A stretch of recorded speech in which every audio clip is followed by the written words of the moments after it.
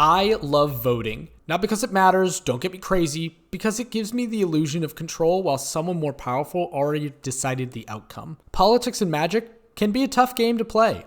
Charisma is key in order to pilot a deck that looks to be friendly with other players, while in reality, they are just doing our dirty work. This is probably one of my favorite budget decks because this deck, while being absurd in premise, it will win you games out of nowhere. Queen Marchesa is one colorless, one red, one white, one black Mardu commander that is a 3/3 human assassin. She has inherently Death Touch and Haste. When Queen Marchesa enters the battlefield, you become the Monarch. At the beginning of your upkeep, if an opponent is the Monarch, create a 1/1 black assassin creature token with Death Touch and Haste. Queen Marchesa is one of the most built EDH decks out there just due to the Monarch mechanic, which will give you card advantage at the end of your turn, and assassins, which are just troublesome blockers. She can be played very hyper-aggressive, very defensive, very aristocrat style. She's really, really flexible. So what makes my build different? Well, we are going to be playing every voting card we can think of to make our opponents feel special, like they are making the right choice, but in reality, they'll just be giving us executive powers. Like the Empire, who did nothing wrong by the way, we are going to need cards that are going to build up our set. Let us use cards that give us benefits when we vote. Model of Unity is not only a mana rock, but it also gives us some extra incentive for other players to vote with us. Or we can just adjust for user error and gain an extra vote with Ballot Broker or Brago's representative. It's not poll rigging, it's executive oversight.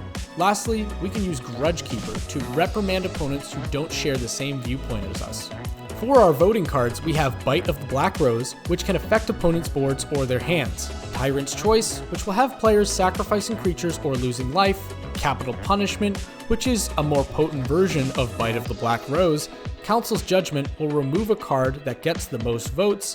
Mob Verdict can either draw you cards or burn your opponents. Vault 11 Voter's Dilemma, at stage 3 will have players vote for creatures to destroy, and bringing back Jorts will get you Judgment. Don't do that. We do have some other voting cards like Path of the Schemer, Path of the Pyromancer, and Path of the Ghostwalker, but that is only if you're playing Plane Chase, so swap them out with other cards if you play that format. I sometimes like to with my friends. It's quite fun. To leverage the Monarch, we have Court of Ambition, Grace, and Ire, which gives us benefits if we remain the Monarch. However, I mostly play them just to take the Monarch back without dealing combat damage. Yeah, that does mean we do open ourselves up to be attacked by any player that has lips more chapped than a Florida man looking at bath salts, but don't be afraid to take a little bit of damage for a possible deal that can get us benefits into the late game. We do have some protection in the deck to help us keep the Monarch. Champions of Minas Tirith and Protector of the Crown are going to help stop attackers and damage, ensuring that the crown stays on our head. But in the world of politics, we need to make sure that we rig the odds in our favor. That is why we have some cards that not only give us a benefit, but also help our opponents snuggle into a false sense of security. Tenuous Truce gives you and an opponent extra card draw as long as you don't hurt each other. We can also negotiate with Cut a Deal and Secret Rendezvous. Give some cards, get some cards. Scheming Symmetry and Wishclaw Talisman are the only tutors I really like to run in these style decks. The reason being is because we can use them to influence our opponents into becoming the big bad while we just sit back and wait to steal the game. But how do we do this? The way we win is by playing an aikido style of deck. Wait for opponents to attack us and then redirect the damage right back at them. Backlash and Delirium have been budget versions of Deflecting Palm and punish aggressive players that have really tall creatures. Take the Bait does something similar, but it prevents the combat damage and then goads the creatures to go somewhere else. Spectacular Showdown, Disrupt Decorum, and Mob Rule use our opponent's resources against one another, cause why hire from our side when we can recruit the enemies to do our bidding? Remember, the Empire did nothing wrong.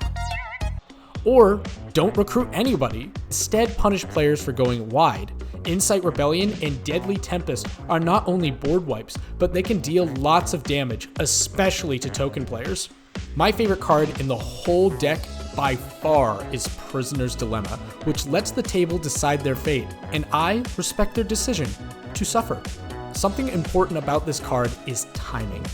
Play this card when life totals are low and watch your opponent's turn into your casual 2 a.m. Waffle House adventure. It is easily the card that made me want to make this deck in the first place. It's hilarious.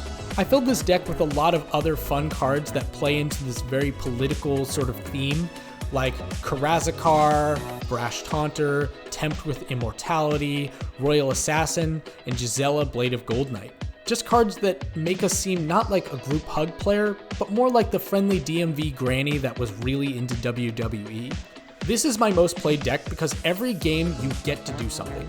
You will always have an impact on the game no matter what you do or what happens.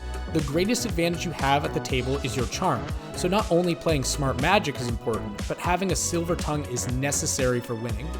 Even while making this video, and while going through EDH Rec to grab still images for this video, I'm finding cards that I can easily see myself running in this deck, so find the flavor that best sticks with you. So remember, in this deck, your vote matters, but just not enough. Have a great start to your new year, everyone.